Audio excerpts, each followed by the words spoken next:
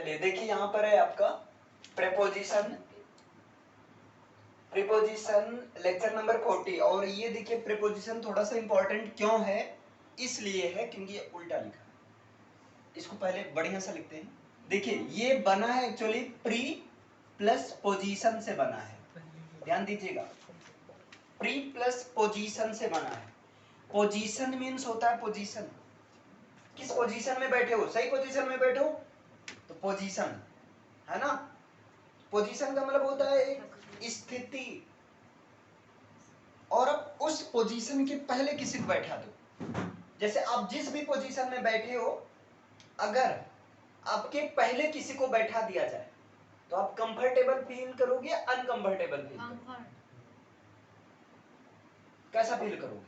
अगर आप comfort feel करोगे, चलो मैं मानता हूं, ठीक है, अगर आप कंफर्ट फील करोगे, जैसे मान लो ये आप हो, आपके सामने किसी को बैठा दिया गया, आपके सामने किसी को ऐसे बैठा दिया गया, क्लियर है?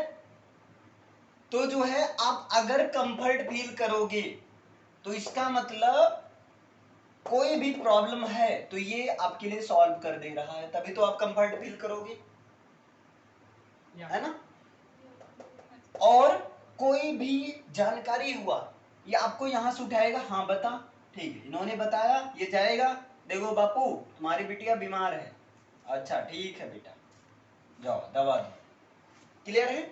मतलब ऐसे समझो, पोजीशन, आपकी पोजीशन यहां पर है, आपके सामने किसी को बैठा दिया, अगर आप कंफर्ट फील कर रहे हो तो एक्चुअली से यही आ रहा है कि वो जो आपके सामने बैठा है वो आपका कनेक्शन, आपका संबंध किसी दूसरे व्यक्ति से, पापा मम्मी भाई बहन व्हाटएवर से करा रहा है, तो ये होता है प्रीपोजिशन, इसी को कहते हैं प्रीपोजिशन। जैसे मैं कहूं आई एम विद यू, चलो अब यहां पर देखो, ये आप हो और विद मीन्स के साथ, है ना, ये कोई व्यक्ति है जिसकी वजह से आप कंफर्ट फील कर रहे हो, क्लियर है?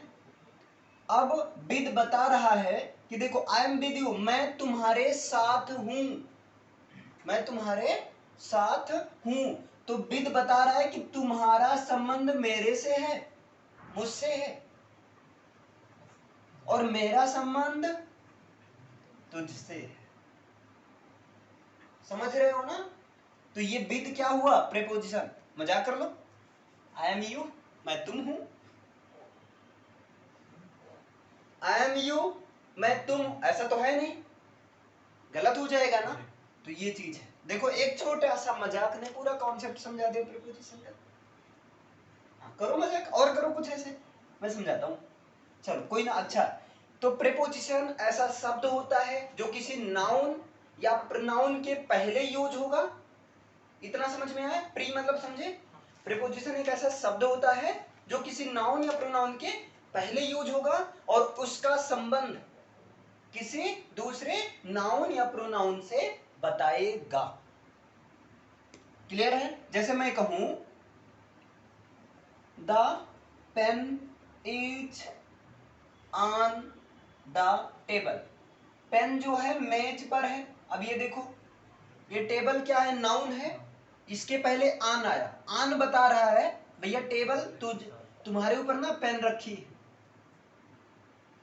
मतलब ऑन बता रहा है कि टेबल का रिलेशन पेन से है और पेन का रिलेशन टेबल से है, तो ऑन क्या हुआ, प्रीपोजिशन हुआ। मजाक कर दो, the pen is the table, pen ही मेज है, पेन मेज है नहीं है ना, समझ में आया? अब यहां पर ये देखना है, चलो ये तो हो गया थोड़ा सा प्रीपोजिशन की डिफिनेशन, लेकिन अब यहां पर ये समझना है कि प्रीपोजिशन का यूज किस तरह से स्पीकिंग में होता है ना, यहां ध्यान से समझो, प्रीपोजिशन का यूज कैसे स्पीकिंग, कैसे बोलने के पर्पज से इसको किया जाए।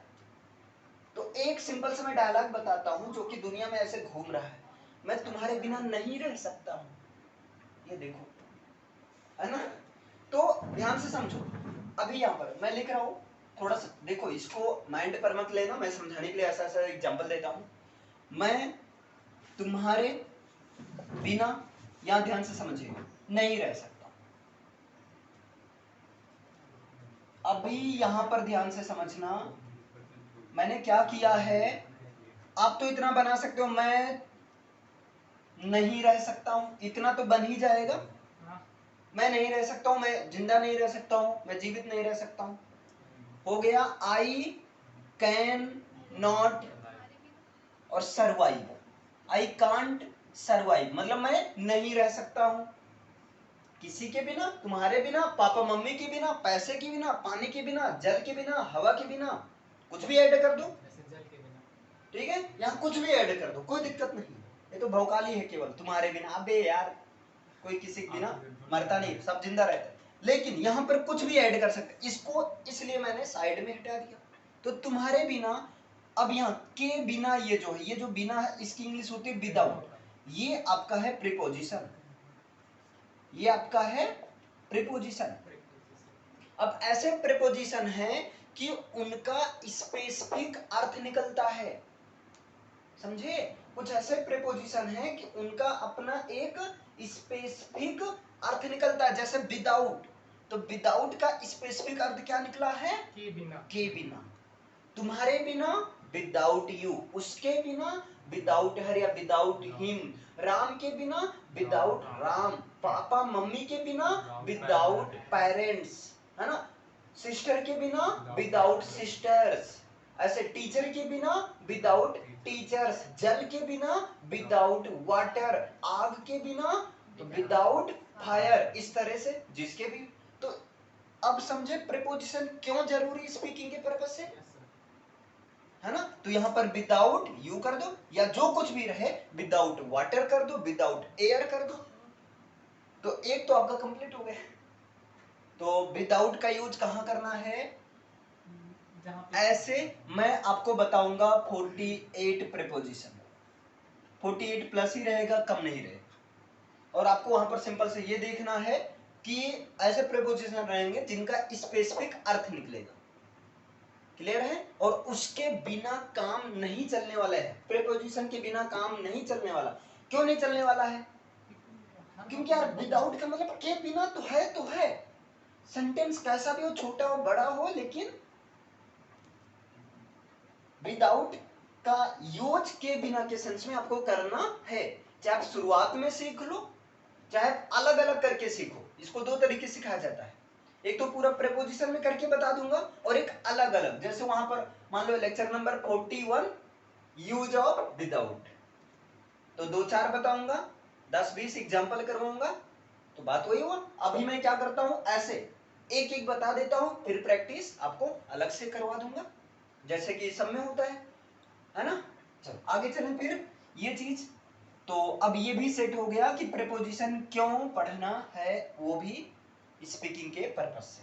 अब ऐसे देखना है कौन कौन से प्रीपोजिशन हैं, क्योंकि यहाँ प्रीपोजिशन जो है बहुत कमाल के प्रीपोजिशन है, और इनको ऐसे डायरेक्ट यूज किया जाता है, और इनके बिना काम भी नहीं चलने वाला है ना। लेकिन तुम लोग परेशान ना हो, मैं ऐसा कुछ बताऊंगा कि हमेशा याद रहेगा, आपका बाप भी नहीं बोल सकता, सॉरी मतलब ज्यादा हो गया क्या। यहाँ ऐसे देखो सिंपल सा, ड्यूरिंग, एक एक प्रीपोजिशन बताते हैं, DURING,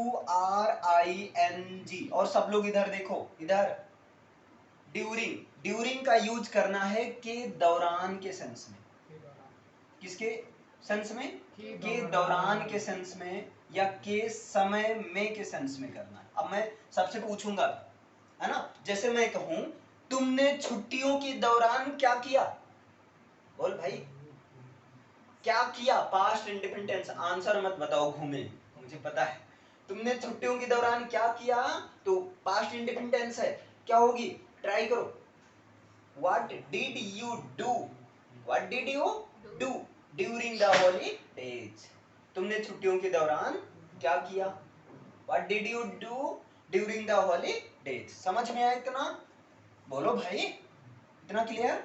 अच्छा ये आपका हो गया। जैसे मैं कहूं, पता है हम छुट्टियों के दौरान बहुत से लोगों से मिले, हम छुट्टियों के दौरान बहुत से लोगों से मिले, तो क्या हो जाएगा, हाँ इधर आप बताइए, बैलून आप बताइए, हम छुट्टियों के दौरान बहुत से लोगों से मिले, तो मिले पास्ट इंडिफिनिट टेंस अगेन है, तो बी मेट, है ना, be met with a lot of people during the holidays, during the vacation. समझी इतना? बी मेट मतलब हम मिले, with a lot of people मतलब कई सारे लोगों से, या to a lot of people या अ लॉट ऑफ पीपल, कई सारे लोगों से, ड्यूरिंग द हॉलीडे, छुट्टियों के दौरान। पता है रात के समय फोन काफी बार बजा, तो बजा पास्ट इंडेफिनिट टेंस है, क्या हो जाएगा? The phone wrong many times, the phone wrong many times during the night. क्या हो जाएगा? द फोन मतलब फोन, रैंग मीन्स बजा, मेनी टाइम्स मीन्स कई बार, और ड्यूरिंग द नाइट का मतलब क्या हो जाएगा? रात के समय। जैसे मैं कहूं मंदी के समय उसकी नौकरी चली गई, तो मंदी मतलब होता है रेसेशन होता है, मंदी मतलब एकदम हर चीज सस्ता हो गया, तो during the recession he lost his job. तो पहला क्लियर है? बताइए ड्यूरिंग का यूज करना के दौरान या के समय के लिए। अब इसी तरह नेक्स्ट आता है आपका इन spite of, in spite of, या जो है अगर आप इन स्पाइट ऑफ ना लिखना चाहो तो आप लिख सकते हो डिस्पाइट ऑफ, ओनली डिस्पाइट लिखो, ऑफ नहीं। क्लियर है? तो इन स्पाइट ऑफ या डिस्पाइट ऑफ दोनों में से एक का ही यूज करना, और इसका यूज किया जाता है इन द सेंस ऑफ के बावजूद के सेंस, इसका यूज के बावजूद के सेंस में किया जाएगा, या होते हुए के सेंस में किया जाएगा, होते हुए के सेंस में इसका यूज किया जाता है इन स्पाइट ऑफ। और अगर आप ग्रामर या कंपटीशन इंग्लिश की तैयारी करेंगे तो ये एरर अच्छा खासा पूछा जाता है, इन स्पाइट के साथ में ऑफ नहीं लगाएगा और पूछेगा कहाँ एरर है, और लगा देगा डिस्पाइट के साथ ऑफ, इन स्पाइट के साथ ऑफ नहीं लगेगा। इंटर में भी अच्छा खासा मजा लेता है इससे, याद आया होगा अगर आप थोड़ा सा ध्यान से पढ़े होंगे, 10th में पढ़े थे। हाँ इंटर में भी चलो तो इसका यूज करना है के बावजूद या होते हुए। जैसे देखिए एग्जाम्पल दूं, कड़ी मेहनत करने के बावजूद भी वो फेल हो गया, तो इंग्लिश क्या होगी? इन स्पाइट ऑफ वर्किंग हार्ड, परिश्रम करने के बावजूद भी, इन spite of working very hard ये भी बोल सकते हो, वो फेल हो गया तो ही फेल्ड। या दूसरा तरीका क्या है? डिस्पाइट वर्किंग हार्ड, डिस्पाइट के साथ ऑफ मत लगाना, despite working hard he failed. ये समझ में आया? अच्छा दूसरा, लात में दर्द होने के बावजूद वो कोचिंग आई मान लो ऐसा कोई एग्जांपल है तो क्या हो जाएगा? इन स्पाइट ऑफ पेन, या in spite of having pain in the leg या in the foot, in leg बोल दो कोई दिक्कत नहीं है ना, इन leg he came in coaching. समझ में आया? अमीर होने के बावजूद वो खुश नहीं है, तेज होने के बावजूद वो खुश नहीं है, पहले अमीर होने के बावजूद वो खुश नहीं है, तो क्या हो जाएगा? डिस्पाइट बीइंग रिच, अरे डिस्पाइट के साथ ऑफ नहीं लगेगा, despite being rich he is not happy. या इसको दूसरा तरीका क्या है? इन spite of being rich, in spite of being rich he is not happy, वो खुश नहीं है। पता है डिग्री ना होते हुए भी उसे नौकरी मिल गई, तो क्या हो जाएगा? डिग्री ना होते हुए भी या डिग्री ना होने के बावजूद भी उसे नौकरी मिल गई, तो क्या हो जाएगा? In spite of not having degree, in spite of not having a degree he got a job, मिल गई पास्ट इंडेफिनिट टेंस है। या in spite of not having a degree he got a job. अच्छा मैं कहूं बीमार होते हुए भी वो पढ़ने आया, क्या हो जाएगा? In spite of In spite illness. of being ill, Being in spite of being Ill. ill, he came to Study. study. या बीमार होते हुए भी वो मुझसे मिलने आई. In spite In of spite of being ill, being ill, he came. she came She came to she meet came me. to Met me. meet me. She came to see me. यहाँ see करना See. या me करना, meet कोई दिक्कत नहीं. अगर आया तो he came to meet me. Clear है? इस तथ्य के बावजूद कि हमने मैच जीतने के लिए दिन रात एक कर दिया, लेकिन हम हार गए. तो इन स्पाइट ऑफ दिस फैक्ट, इस तथ्य के बावजूद हमने मैच जीतने के लिए दिन रात एक कर दिया. तो be burnt the midnight oil. Burnt midnight oil का मतलब दिन रात एक करना. या बी वर्कड वेरी हार्ड, है ना, in order to win the match. In order to win the match, ये थोड़ा फ्रेजल है, अच्छा लगेगा. In order to win the match यानी कि मैच को जीतने के लिए, लेकिन हम हार गए. बट वी लॉस्ट, लेकिन हम हार गए. समझ में आया? दो क्लियर है. पहले दो की प्रैक्टिस कर लेते हैं, फिर आगे चलते हैं. ओके, 5 मिनट का टाइम दे रहे हैं, उसके बाद आप लोग से पूछता हूं. चलिए, अब यहाँ पर तीसरा है और हम लोग प्रैक्टिस बाद में इकट्ठा कर लेंगे, प्रैक्टिस क्लास में. चलिए, अब यहाँ पर है 75% ऑफ, 90% ऑफ ऑफर चल रहा है ना. ऐसा देखे हो कि नहीं? मॉल में लिखा हुआ बड़े बड़े अक्षरों में ऐसा लिखा रहता है. वैसे मैं वैसे लिख नहीं पाऊंगा, मैं राइटिंग में थोड़ा सा पैदल हूँ, पता है? Yes sir, बताने के लिए ऐसे करेंगे. अच्छा, ऐसे लिखा रहता है 75. अरे यार, अब इतना भी पैदल नहीं हूँ. 75% ऑफ ऐसे लिखा रहता है, ऐसे कुछ. ठीक है, मान लो, ठीक है, राइटिंग बहुत अच्छी है. 75% ऑफ एक्चुअल में इसका मतलब क्या होता है? रुको, हाँ, इधर आप बताइए. इधर आप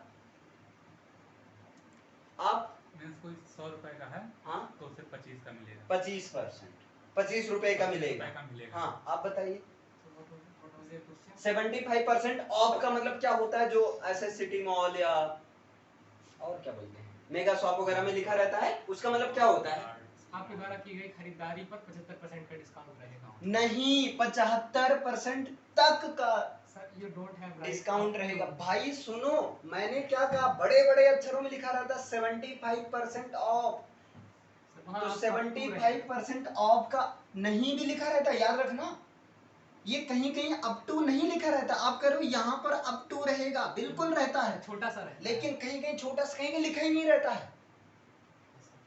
तो ऐसे देखकर मत अंदर में पहुंच जाना. इसका मतलब ये हुआ, आज तीसरा कॉन्सेप्ट यही है, अप टू.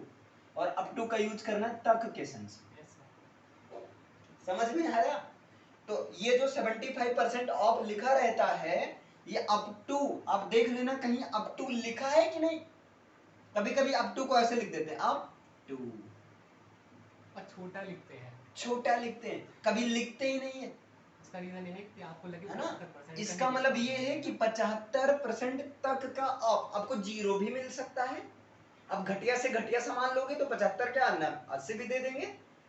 होता है ना, मॉल वगैरह में जो सामान एकदम रिजेक्ट होने वाला रहता है, डिस्काउंट उसी पर रहता है. जो नया रहता है उस पर डिस्काउंट नहीं रहता, सीधा कहते हैं भैया प्रिंटेड प्राइस है. तो ये, तो अप टू का यूज किसके सेंस में करना है? तक के सेंस में.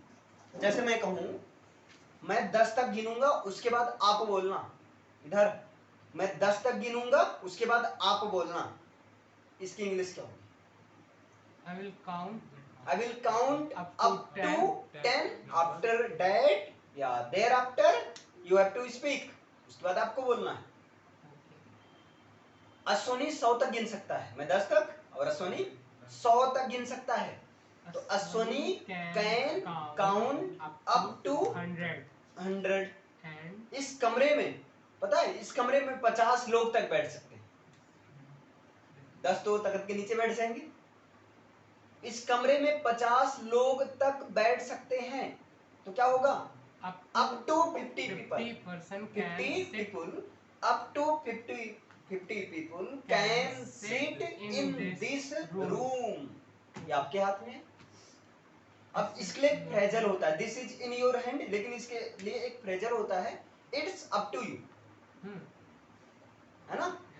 Hello, it's up to you बोलो भाई, ऐसे क्लास का माहौल थोड़ा सा। आप बताइए, ये आपके हाथ में नहीं है, it's not up to you, है ना, it's not up to you, ये फ्रेजल वर्ब यूज कर लो, it's up to you, it's up to you, it's up to you. आप सीखो या नहीं सीखो, इट्स अप टू यू, ये आपके हाथ में नहीं। नहीं, मैं 10 किलोमीटर तक भाग सकता हूं, क्या होगी इंग्लिश? मैं 10 किलोमीटर तक भाग सकता हूं, I can run up to 10 kilometres. मैं सिर्फ सोमवार तक इंतजार करूंगा। ऐसे लोग धमकी देते हैं ना, हाँ, मैं सिर्फ सोमवार तक इंतजार करूंगा। धमकी उमकी दिया करो, लेकिन इंग्लिश में दिया करो ताकि समझे ना। बाप को धमकी दे दो, बाबू 500 चाहिए, I will wait only for Monday या ओनली अप टू मंडे, मैं केवल मंडे तक इंतजार करूंगी। नहीं, ऐसा नहीं बोलना है, नहीं तो पता चले पापा समझ ले, बड़े दीदी से पूछे, मैंने बताओ इसका मतलब क्या है, उन्होंने ये, अच्छा आने दो। चलो, मैं सिर्फ सोमवार तक इंतजार करूंगा, आई विल वेट। इसका मतलब वो हो गया, मैं इंतजार करूंगा, और सिर्फ के लिए यूज करना है आपको ओनली, और यहाँ अप टू मंडे, या यहाँ पर आप एक चीज और यूज कर सकते हैं अप टू के प्लेस पर, बाई मंडे। अप टू की जगह पर अभी कल ही बताया गया था, नहीं इसके पहले बताया गया था, अप टू की जगह पर आप बाई का भी यूज कर सकते हैं। जब तक की कहानी बताई गई थी, जहां तक, जब तक, याद है कुछ? तो I will wait only up to Monday या ओनली बाई मंडे, मैं सिर्फ मंडे तक इंतजार करूंगा या करूंगी, व्हाट, ये हो गया आपका। क्यों करूंगी? क्योंकि पास में ही घर है, because my house is near about, है ना, या नियर अराउंड यू, आपके आसपास है। तो चलो, पास में के लिए आपको यूज करना है नियर का यूज। पास के लिए किसका यूज करना है? नियर का यूज करना, जहां पास में का सेंस आए। जैसे मैं कहूं, देखो इधर, उस तार के पास मत बैठना, इमेजिन कर लो, है ना, उस तार के पास मत बैठना, वो नंगा तार है, ऐसे गांव में कहा जाता है ना, करंट आता है उसमें बहुत ज्यादा, अर्थिंग आती है, ऐसे होता है। तो उस तार के पास मत बैठना, तार की इंग्लिश क्या होगी? वायर। वायर, उस तार के पास मत बैठो या मत बैठना, तो क्या हो जाएगा? Don't sit. इसका मतलब होगा, हो गया मत बैठो कहां पर? उस तार के पास, तो near that wire. Don't sit near that wire, उस लड़की के पास मत बैठो। Don't sit near that wire, है ना, कुछ भी यहां बना सकते हो, उस इंसान के पास मत बैठना। Don't sit near that man, है ना, नियर दैट मैन या ह्यूमन। तो ये हो गया आपका नियर का यूज, समझ में आया? दो, अप टू का यूज आपको करना है तक के सेंस में, और नियर का यूज आपको करना है पास में के सेंस में। क्या यहाँ आसपास कोई होटल है? Is there any hotel near here? Is there any hotel near here? जहाँ खाना मिलता हो? मौसे वाला में नहीं है, मौसे वाला में नहीं है, नहीं है, मुझे नहीं मिला है। अच्छा, वो रेलवे स्टेशन के पास रहता, मैं उधर गया था, वो रेलवे स्टेशन के पास रहता है। He lives near the railway station. मेरा घर पता है, मेरा कमरा स्कूल के पास में है। My room, my room is near the school. Near by school नहीं, हाँ near the school बोल दो, near to the school बोल दो। My home नहीं, my room is near the school, मेरा कमरा स्कूल के पास में। तो समझ में आया, सिंपल सा आपका। अप टू का यूज करना है तक के सेंस में, नियर का यूज करना है पास में। एक एक मैं पूछ रहा हूँ, Okay. 4 हो गया ना, चारों से एक एक मैं पूछूंगा। आप बताइए तुमने छुट्टियों के दौरान क्या किया, इंग्लिश में जोर से बोलना। What do you do? What did you do What during did the you holidays? do during holidays? What did you do during holidays? आप बताइए, बताएंगे। अमीर होने के बावजूद वो खुश नहीं है, वो हैप्पी नहीं है। Despite being rich, he is not Despite being rich, he is not happy. आप बताइए। हाँ, इधर क्या है? मैं सिर्फ सोमवार तक इंतजार करूंगा, इसकी इंग्लिश क्या होगी? I will wait. only by Monday, only up to Monday। चलो एक और लास्ट में पूछ रहा हूँ, कौन सा बचा? हाँ ये, उस तार के पास दिख तो नहीं रहा है? No. नहीं तो ऐसे लेट जाओ हवा में, लेटूं, शक्तिमान बनूं? Sir, please. नहीं नहीं नहीं, अरे अभी नहीं, तुम लोग जान जाओगे मेरा सीक्रेट। उस तार के पास मत बैठो, इसको इंग्लिश में कैसे बोलेंगे? साथ में बोलिए। हाँ बताओ। Don't sit sit near near that that wire। ये 4 क्लियर हुआ ना, इसे लिख लीजिए। अब यहाँ पर देखिए राइट टू और लेफ्ट टू। तो राइट टू का यूज किसके साथ? राइट मीन्स क्या होता है? दायां या दाहिना, है ना? तो राइट टू का यूज आपको दाईं ओर के सेंस में करना है, दाईं ओर के सेंस में करना है। और लेफ्ट टू का यूज आपको किसके सेंस में करना है? बाईं ओर के सेंस में करना है। ये तो बताइए, या बाईं तरफ के सेंस में, दाईं तरफ या दाईं ओर, या जो है लेफ्ट टू बाईं ओर या बाईं तरफ। जैसे मान लो आपको बोलना है, इधर देखिए, आपको बोलना है कि ठीक, आपको बोलना है कि वह मेरे दाईं ओर बैठी है, इसको कैसे बोलेंगे? आपको बोलना है कि वह मेरे दाईं ओर बैठी है, तो इसको कैसे बोलेंगे इंग्लिश में? वह मेरे दाईं ओर बैठी है, दाईं ओर ही है ना? तो यहां पर देखो, पहला नंबर मेल है कि फीमेल है? ही, See. अरे सी रहेगा, ठीक है। तो यहां पर होगा सी। अब ये सी आर सिटिंग है ना? सी आर सिटिंग क्या होगा? अच्छा एक ही है, सी इज सिटिंग। तो सी तो सिंगुलर में आता है ना, तो सी इज सिटिंग। और देखिए यहाँ पर दाईं ओर, मेरे दाईं ओर, तो क्या हो जाएगा? Write to me, write to me, ये चीज हो जाएगा आपका। अब मान लो आपको बोलवा, नहीं नहीं ऐसे कैसे, वो मेरे बाईं ओर बैठी है, वह मेरे बाईं ओर बैठी है, नहीं बाईं ओर खड़ी है, मान लो। तो इसको क्या बोलेंगे? She is standing, she is standing. और यहां पर क्या हो जाएगा? लेफ्ट टू मी, ये आपका हो गया। सिंपल से समझ में आया? राइट टू का यूज करना दाईं ओर या दाईं तरफ, इसको ऐसे भी, वह मेरे दाईं तरफ बैठी, ठीक है ना? और लेफ्ट टू का यूज करना है, अरे रुक जाओ शक्तिमान, भाग नहीं जा रहे हैं, पहले रणनीति समझ लो फिर हथियार उठाना।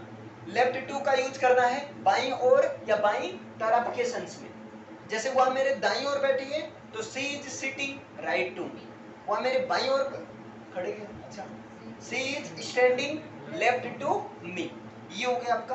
अब एक चीज ध्यान देना, दो चीज होता है, ये दिख रहा है मैदान है खाली, ठीक है, यहां देखिए दो चीज है आपका, एक है बिसाइड और एक है आपका बिसाइड्स। दोनों में क्या डिफरेंस है? कह दो एस का डिफरेंस है। अरे है तो यार एस का डिफरेंस, लेकिन दोनों में डिफरेंस क्या है? बिसाइड का यूज आपको और बिसाइड्स का यूज दोनों अलग अलग जगह करना है। बिसाइड का यूज करना है आपको बगल में के सेंस में करना है, दाएं बाएं नहीं, केवल बगल में, है ना। बिसाइड का यूज आपको करना है बगल में के सेंस में, और बिसाइड्स का यूज करना है के अतिरिक्त के सेंस में करना है ना। के अतिरिक्त का मतलब यहां मैं ऐसे लिख दे रहा हूं एक्स्ट्रा के सेंस में। किसके सेंस में? एक्स्ट्रा के सेंस में। जैसे पता है वो गाने के अतिरिक्त नाचती भी है, वो गाने के अतिरिक्त नाचती है, इसका मतलब गाना तो गाती ही है लेकिन साथ में नाचती भी है। क्यों? गाना गाते हुए नाचती है। और जनरली देखे होंगे डांस वही अच्छा करते हैं जो साथ में गाना गाते हैं। मेरे केस में क्या होता है, मैं तो मुंह केवल चलाता हूँ, मुझे डांस पता हो, डांस करता तो हूँ नहीं, कूदता हूँ केवल, तो उसमें गाना वगैरह। आप एक चीज ऑब्जर्व किए होंगे, जनरली डांस प्लस सॉन्ग ये दोनों साथ में चलता है, भले लिप सिंक हो लेकिन चलता है। यहाँ बगल में के सेंस में, इसके चाचा ताऊ, इसके भाई का नाम पता है? इसके भाई का नाम है, इसके इधर देखिए, बिसाइड के भाई का नाम है नेक्स्ट टू, इनके भैया का नाम है ना। और इनके भाई कई भाई हैं, और इनके भाई का नाम है बाई, और इनके भाई का नाम है एडजेसेंट। देख लो 4 भाई लोग हैं ये, है ना। बिसाइड के भैया का नाम क्या है? नेक्स्ट टू, बाई और एडजेसेंट। लेकिन इन सबको यूज करना है बगल में के सेंस में करना है, कि बगल में, साथ में या बगल में, कुछ भी आप बोल दो, साथ में या बगल में के ही सेंस में करना है। लेकिन बाई का यूज तब करना है जब टच हो। जैसे मैं कहूं, ऐसे इमेजिन मत करना, शी इज सिटिंग बाई मी, खुश हो जाओ थोड़ी देर के लिए। इसका मतलब मैं क्या कहना चाह रहा हूं, अगर किसी को ग्रामर अच्छा खासा पता है, शी इज सिटिंग, वो बैठी हुई, बाई मी, बाई लगा यानी कि टच, समझ रहे हो ना। शी इज सिटिंग बाई मी, यहाँ थोड़ा सा पंगा हो गया, मतलब वो मेरे बगल तो बैठी है लेकिन मेरे से टच है। तो बाई का यूज जब फिजिकल टच की बात हो तब होगा, इसलिए इसको मैंने स्पेशली यहां पर लिख दिया। थोड़ा सोच समझ कर बोलना, बाई लगाने के पहले देख लेना कि हाँ क्या सिचुएशन है, ठीक।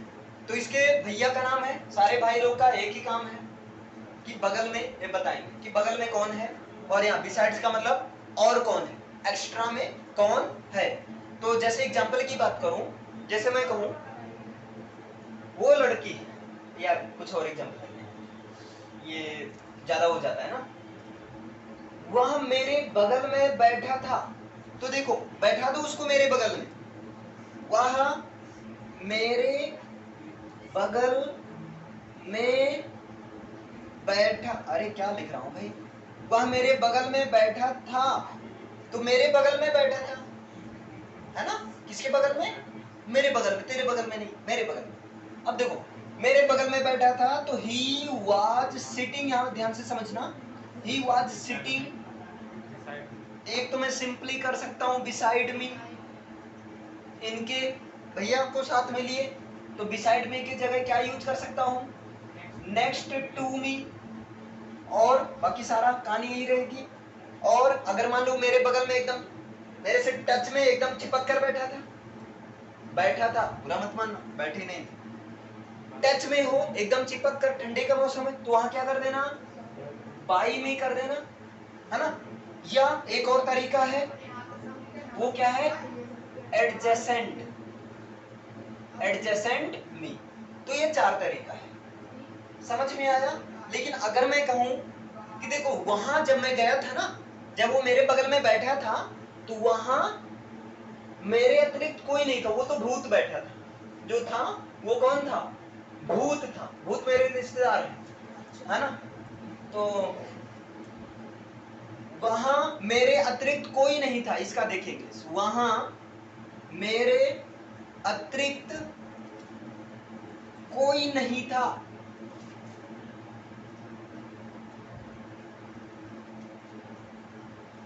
शक्तिमान बन के चले आओ भैया, रुक जाओ 2 मिनट।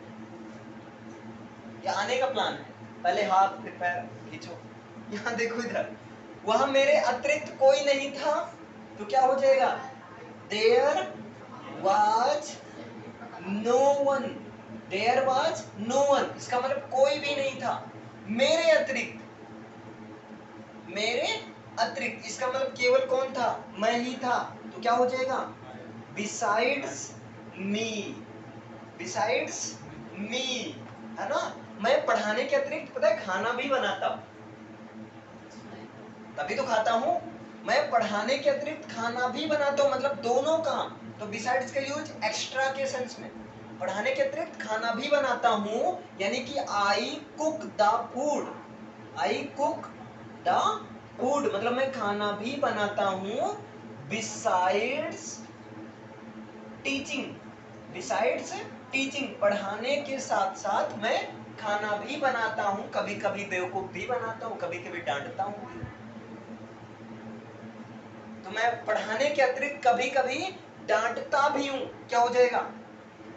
आई स्कोल्ड समटाइम्स, हमेशा नहीं डांटता हूं, कभी कभी। आई स्कोल्ड समटाइम्स बिसाइड्स टीचिंग।